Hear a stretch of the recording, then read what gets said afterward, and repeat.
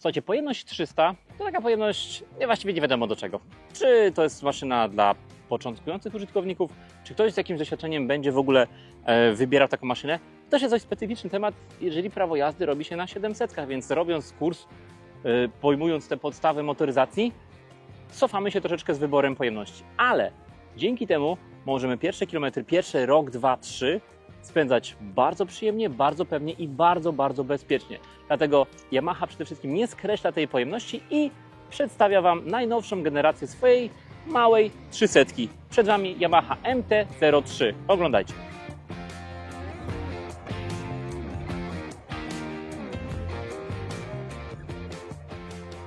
Siemanko, witamy na kanale Mototalks. W dzisiejszym odcinku motocykl, który nie jest wolumenowo jakimś wielkim hitem sprzedażowym, ale bez takiego motocykla w swoim portfolio producent taki jak Yamaha czułby się delikatnie, można powiedzieć, tak jakby czegoś mu brakowało. Są to motocykle, których tak naprawdę sprzedaje się kilkadziesiąt w skali właściwie naszego pięknego kraju. Ale tak jak wspomniałem, bez tego motocykla byłoby trochę smutno. Dlaczego? Dlatego, że na tym motocyklu świetnie odnajdą się osoby, które zaczęły przygodę z motoryzacją, nie czują się jeszcze pewnie na motocyklach w klasie 700, osoby, które są niższego wzrostu lub osoby, które po prostu potrzebują lekkiego, zwinnego i bardzo poręcznego sprzętu do miasta. Więc 300 tutaj pojawia się jak jeździec na białym koniu. Ja mam na imię Andrzej, witamy na kanale Mototalks. Jeżeli jesteście z nami pierwszy raz, zachęcamy do subskrypcji, lajkowania, zostawiania dzwoneczków. Natomiast jeżeli szukacie swojej wymarzonej maszyny, zachęcamy do zostawienia swoich danych w formularzu w opisie filmu. Mamy rok 2025 i Yamaha przedstawia najnowszą wersję MT-03. Patrząc na ten motocykl z przodu, tak naprawdę nie spodziewalibyśmy się tego, że jest to w jakikolwiek sposób nowa wersja tej maszyny, ponieważ przód jest, można powiedzieć, identyczny jak model poprzedni.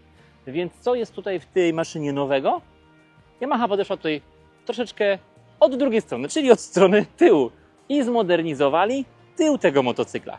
Co ciekawe, że poprzedni tył nie był jakoś specjalnie brzydki, nie był jakiś specjalnie przestarzały, ale faktycznie ten tył był już opatrzony dość mocno, bo faktycznie od pierwszej generacji wyglądał on identycznie.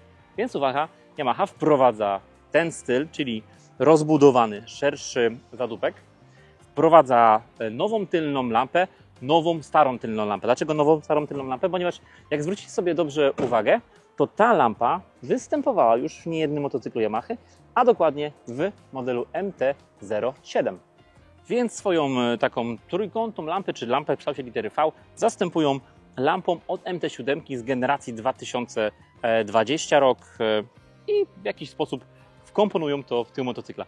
Jest to ciekawy zabieg, bo tak naprawdę Yamaha musiała w dużym stopniu przekonstruować całą linię produkcyjną, aby takie coś stworzyć.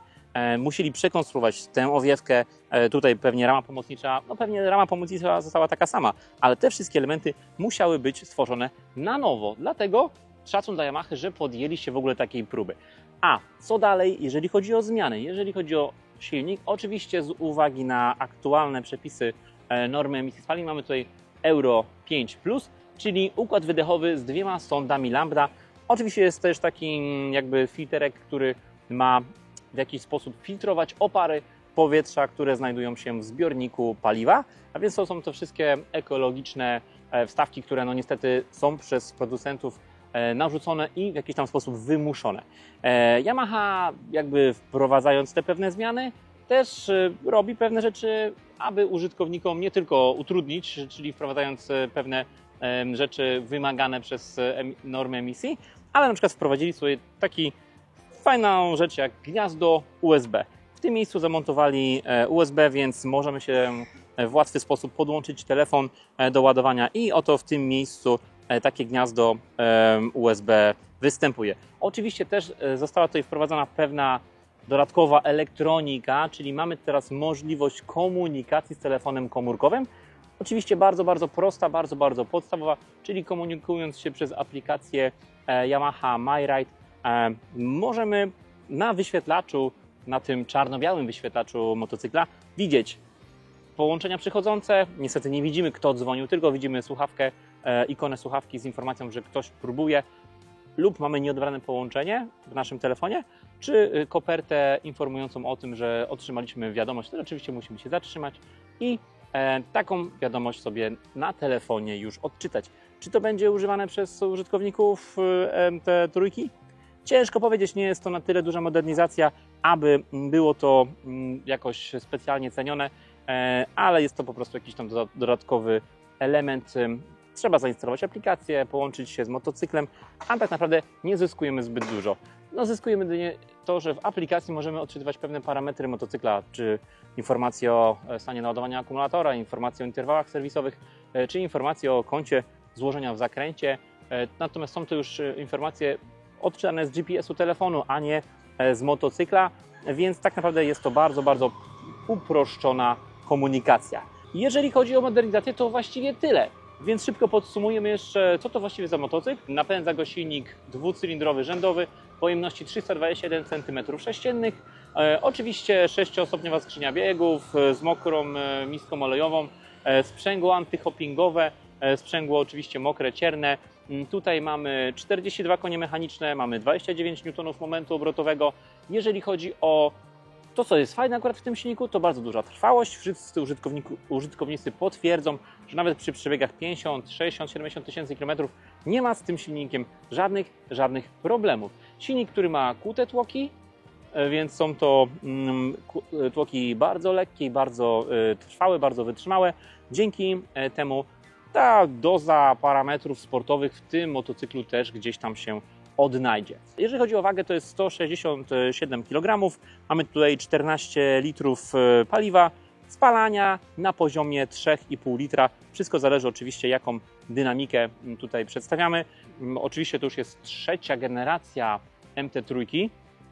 Tutaj w tej kolejnej generacji zmieniło się zawieszenie. Mamy tutaj już zawieszenie upside down, które jest praktycznie identyczne jak w modelu R3. Jest to zawieszenie bez żadnej regulacji, natomiast jest to 37 mm, więc całkiem poprawnie. Tylne zawieszenie, centralny amortyzator z regulacją napięcia wstępnego sprężyny bez regulacji tłumienia, więc też bardzo podstawowy amortyzator. Natomiast czego chcieć więcej od tego motocykla? Tak naprawdę jest to bardzo zwinna, bardzo przyjemna, bardzo lekka konstrukcja z nisko osadzonym środkiem ciężkości w nie jakichś ogromnych pieniądzach. Maszyna, która świetnie sprawdza się do użytku w miejskiej dżungli, do codziennego użytkowania, dojazd do pracy, do sklepu, wypad gdzieś na weekendową przejażdżkę, oczywiście niedaleko, gdyż wiadomo, nie jest to maszyna turystyczna, która by na to pozwala, więc motocykl na co dzień. Natomiast oczywiście bardzo często kupują go osoby, które zaczynają przygodę, kupują go osoby, które faktycznie mają problem ze wzrostem i nie sięgają za bardzo do większych, do ziemi przy większych motocyklach. Tutaj kanapa na poziomie 78 cm, więc jakby jest to maszyna zazwyczaj, którą po 2 latach zmieniamy na maszynę większą. Ale oczywiście łapiemy to doświadczenie, uczymy się na tym motocyklu jeździć, zdobywamy to obycie w mieście, tak żeby pewnie i już z taką dozą doświadczenia wsiadać na motocykle o większej pojemności. Więc MT3, która bez zmian, ale ze zmianami wchodzi w sezon 2025. Nie są to raczej spektakularne zmiany, które przyniosą Yamasze wielki wzrost sprzedaży tych modeli, a po prostu utrzymanie go w swoim portfolio mimo cały czas pojawiających się nowych norm emisji spalin. Słuchajcie, to właściwie tyle, jeżeli chodzi o tę maszynę. Jeżeli macie jakieś pytania, to oczywiście piszcie w komentarzu i chętnie na te pytania wszystkie odpowiemy. Jeżeli macie jakieś sugestie co do kolejnych odcinków, chcielibyście, abyśmy sprawdzili jakąś maszynę dla Was, napiszcie. Może jeżeli będziemy mieli taką możliwość, taką maszynę sprawdzimy. Jeżeli będzie taka maszyna jeżdżąca, to chętnie przetestujemy. Dziękujemy Wam bardzo za wszystkie komentarze, za wszystkie subskrypcje i za to, że oglądacie nas i coraz częściej do końca. I zapraszam do następnego odcinka. Dziękujemy, do zobaczenia.